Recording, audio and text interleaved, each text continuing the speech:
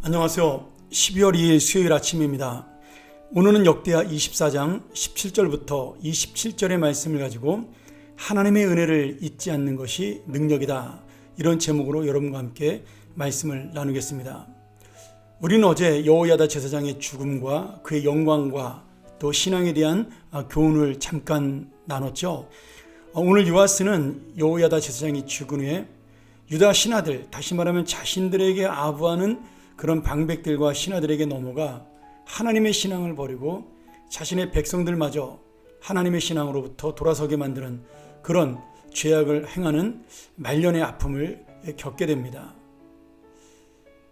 여호야다 제사장이 죽자마자 요아스는 자신이 이제는 그 권력을 부리게 되고 이제 마음대로 정치할 수 있게 되는 어떤 환경이 되자 결국은 하나님을 떠나게 되는데요. 이때 여호야다 제사장의 아들이었던 스가랴 제사장이 백성들과 요아스 왕에게 심판의 메시지를 전하게 됩니다. 그런데 요아스는 이 말씀을 듣고 회개하거나 돌이키지 아니하고 오히려 분노해서 스가랴 선지자를 성전 뜰 안에서, 그것도 성전 마당에서 돌로 쳐서 그를 죽입니다. 이 스가랴 선지자가 바로 누가복음 11장 51절에 나오는 예수님이 예언했던 순교자입니다. 누가복음 11장 51절에 보면 곧 아벨의 피로부터 제단과 성전 사이에서 죽임을 당한 사가랴의 피까지 하리라. 내가 너희에게 이르노니 과연 이 세대가 담당하리라. 이렇게 예수님께서 예언을 하시고 이스라엘 백성에 대해서 심판을 말씀하시는데, 바로 그 이스라엘 백성의 죄악을 지적하고 돌아오라고 요청했던 선지자가 오늘 여호야다 제사장의 아들이었던 스가랴죠. 이 스가랴 선지자는 죽을 때 여호와는 감찰하시고 나를 신원하여 주옵소서, 즉 내 복수를 주님께서 해달라, 이렇게 기도하고 22절에 순교를 하게 됩니다. 저는 이 말씀을 보면서 우리 사람이 얼마나 연약한 존재인가, 그리고 얼마나 악한 존재인가를 다시 한번 깨닫게 됩니다. 한번 여러분 생각을 해보세요. 이 요아스가 아달랴의 손에 피해서 성전에 들어가 몰래 키움을 받았을 때 여호야다의 아들이었던 스가랴와 아마 보나마나 함께 자랐을 것입니다. 자기 고모의 아들이니까 자기와는 사촌간이 아니겠습니까? 그럼에도 불구하고 이 요아스는 여호야다의 은혜를 잊어버리고 또한 스가랴의 의로운 말씀에 대해서 그는 돌이키지 아니하고 오히려 그를 죽이는 그런 범죄를 저지르게 되죠. 그리고 스가랴가 하나님께 기도한 대로 하나님의 그 심판이 이 남유다와 요아스 왕에게 임하게 됩니다. 1년이 지난 다음에 아람 군대가 이 남유다를 침공을 하게 되는데, 그때 숫자가 굉장히 적게 쳐들어왔습니다. 그래서 요아스는 저 정도 군사쯤이야 우리가 충분히 이길 수 있을 것이다, 이렇게 생각을 해서 전쟁을 했는데, 훨씬 더 많은 군사를 가지고 있던 남유다는 그만 이 아람 군대 앞에서 큰 패배를 당하게 됩니다. 24절의 말씀을 보면 이 전쟁의 패배는 요아스가 하나님을 버렸기 때문이다, 이렇게 분명하게 그 전쟁에 실패한 이유를 적고 있습니다. 이 전쟁으로 말미암아 요아스는 중상을 입었고요, 또 신하들이 반란을 일으켜서 그가 침대에서 살해를 당하게 됩니다. 그리고 여호야다 제사장은 열왕의 묘실에 묻히게 되었으나 요아스는 안타깝게도 그 열왕의 묘실에 묻히지 못하는 부끄러운 죽음을 당하게 되죠. 이 반란은 여호야다의 아들들의 피를 인한 것이다, 이렇게 되어 있습니다. 무슨 말이냐면 요아스는 스가랴 선지자 말고도 여호야다의 다른 아들들도 아마 보복이 두려워서 죽였던지 아니면 자신에게 반대하는 것이 두려워서 죽였던지 그들을 전부 숙청을 했습니다.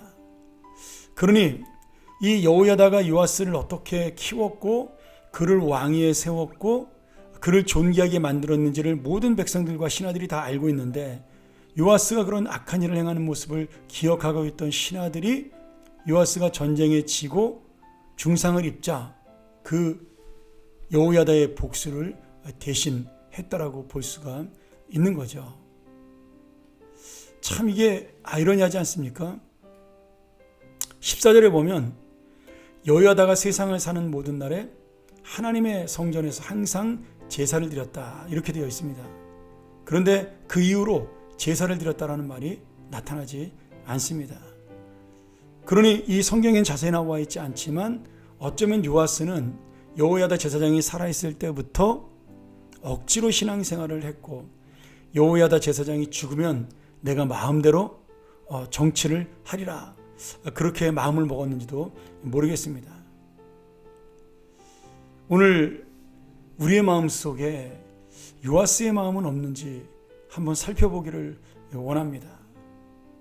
내가 조금만 더 올라가고 조금만 더 세워지면 하나님 없이도 살 수 있다고 생각하는 그 마음, 그것이 어떤 사람에게나 다 있을 수 있는 마음이라는 겁니다.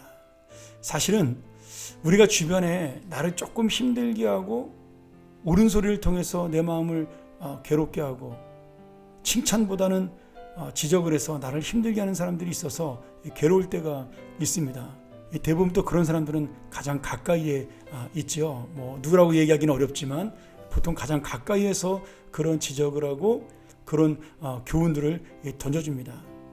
근데 그런 말들이 입에서는 쓴데 배에서는 답니다. 무슨 말이냐 하면, 그것을 내가 받아들이는 그 순간에 입에서는 쓴맛으로 그것을 받아들이지만 그 귀한 옳은 소리들, 나를 위한 충고들을 내가 잘 받아들일 때 내 배 안에 들어가는 순간 내 몸을 건강케 하고 내 인생을 세워주는 그런 귀한 충고가 된다는 거죠. 오늘 이 말씀을 통해 여러분, 요아스가 망한 이유는 단 하나입니다. 그가 여호야다 제사장의 믿음을 이어받지 못했다. 그리고 교만했다. 자기의 힘으로 살 수 있다고 생각을 했다. 결국은 하나님의 예배를 무너뜨리고 다시 한번 그 성전에 보수한 것이 헛되게 만든 그러한 요아스의 잘못된 신앙이라고 볼 수가 있습니다. 여러분, 역대기는 계속해서 예배에 대한 이야기를 하고 있어요.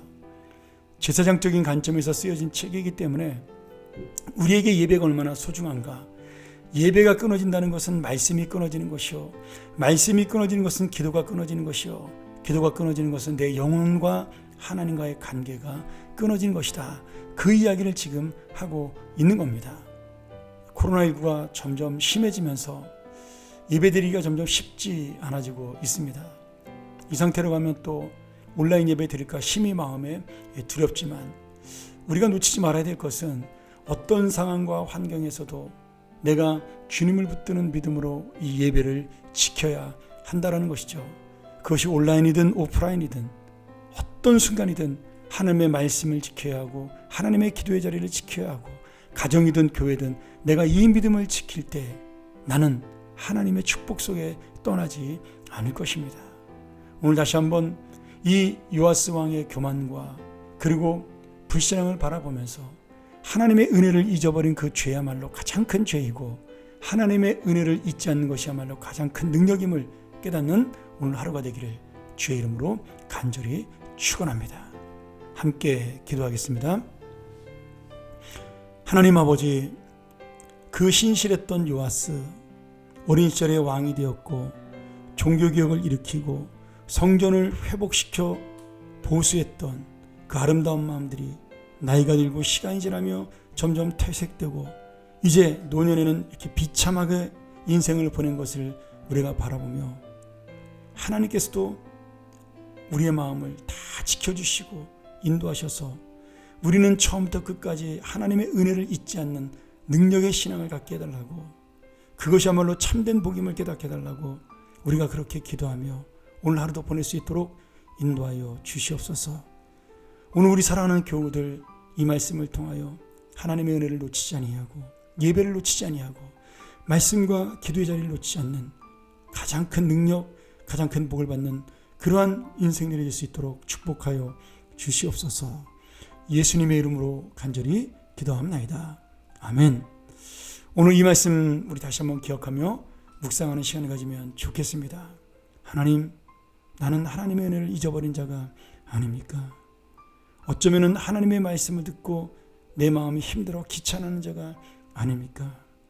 주님의 말씀 앞에, 주님의 의로운 그 귀한 예배 앞에, 주님의 기도의 자리 앞에 내가 놓치지 않는 인생 살게 하여 주시옵소서. 우리 함께 묵상하며 이 시간을 마칩니다. 감사합니다.